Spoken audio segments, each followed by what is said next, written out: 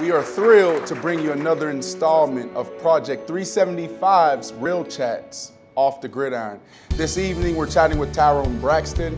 Not only did he play in the 1996 Pro Bowl, he is also a two-time Super Bowl champ with the Denver Broncos and a four-time AFC champion.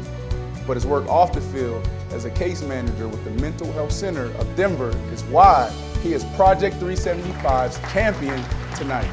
Woo! The altitude.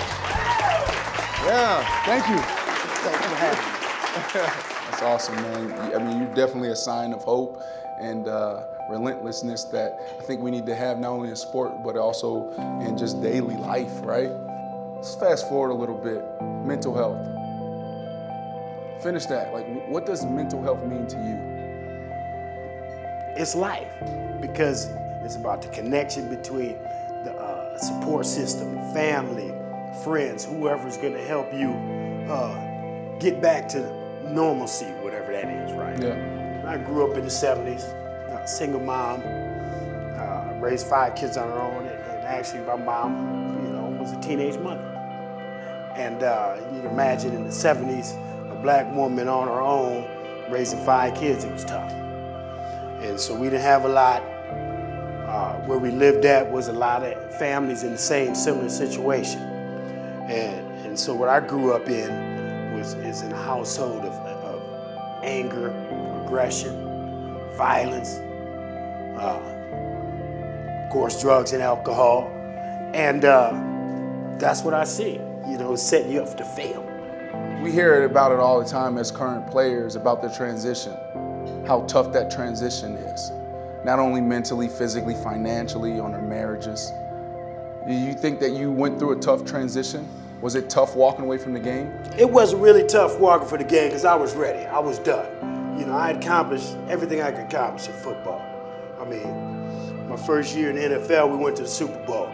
Third year, I was starting in the Super Bowl. 8 years later, I won 2 Super Bowls. So it wasn't, I was ready to go when I retired. But I was unprepared to saying what was going to be my passion. Okay, football, winning games, dealing with my teammates. I love being in the locker room, dealing with the players, right? And so when that was over, I didn't have a drive. I didn't have a passion. Walk me through your lowest moment. I wasn't the best father. I was staying out late at night. I was running the streets, getting high, drinking. Life's a party, having fun. 6 years after I retired from football is when I finally got arrested. Everything comes around, and what's bad and what's stressful and what's painful can be the seed to your growth. Mm-hmm. And there's nothing worse than a dad who can break his daughter's heart, and she tell you she hates you and she don't love you, and she don't want you around. There's nothing worse than that. But that was the lowest part, But not only her telling me that, me not hearing it. And it took me a year, and like I said, a year and a half, damn near 2 years to get back and prove that I'm worthy enough, even to myself.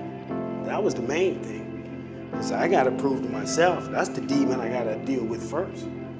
It's Tyrone. And your daughter was 12 years old when you took that bold step to turn your life around.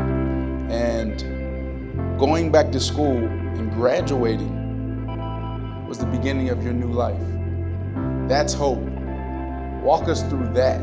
I made a promise to my mom, which was long overdue. It was like, I promised her I would graduate. So I had, 20-something years later, they had the internet, so I just did my last semester at North Dakota State, got my bachelor's degree. How old were you? I was, it was 27 years. Yeah. It's a football player right here. 45 years old. I was too old, 45. But then I started searching. It's okay, my job was a football player, but who the hell is Tyrone Braxton? What is he gonna bring? What is his legacy? What is he gonna bring to this world? And then once I got in social work, I said, this is me. This is perfect for me. And then now my passion is working with those people who society said they'll never change. They'll when I deal with the mental health center in Denver, I got clients who register, they come through the door, they know they got challenges, but I don't have mental illness. You know, they don't want their family to know, they don't want their friends to know, they can't admit it to themselves. They got a mental health challenge that it's okay. And so if we lump mental health into all that category of we're all together, this is no big deal. Let's not hide it. Let's talk about it. Let's put it out in the open.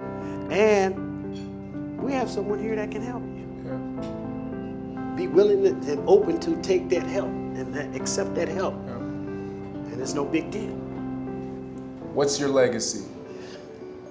What will be your legacy?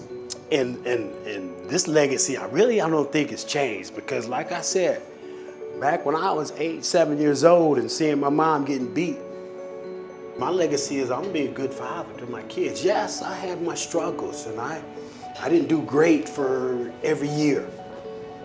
But I know I'm gonna be great from here on, and I'm gonna continue to grow. I really admire you and thank you, because you turned your mess into a message and you found your purpose in your pain. And now you're just a pillar in the community, this community that really needs the help. Thank you so much. All righty.